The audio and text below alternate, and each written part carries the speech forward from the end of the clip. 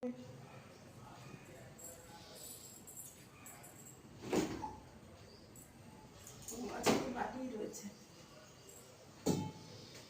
বের করে নিই ফ্রিজ থেকে।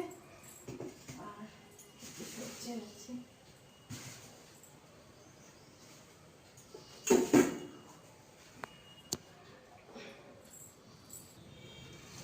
চলুন দেখাই কি কি রান্না করব। তো আজ বেশি বাজার করিনি তো ব্যাগ নিতেই ভুলে গেছি।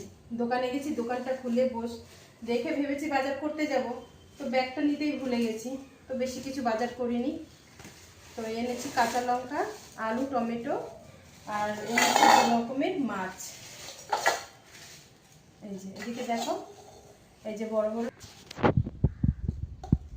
বড় চিংড়ি নিয়ে এসেছি, আর এনেছি তেলাপিয়া। অনেক দিন তেলাপিয়া খাই না, মা শুধু বারণ করে, সবাই বলে ইউটিউবে দেখাচ্ছে তেলাপিয়া খাওয়া ভালো না, ওই জন্য অনেক দিন আনি না।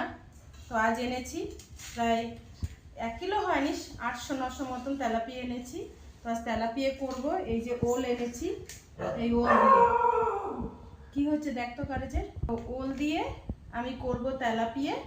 আর এই চিংড়ি মাছটা একটু বড় সাইজের চিংড়ি মাছ এনেছি, এই যে এইরকম।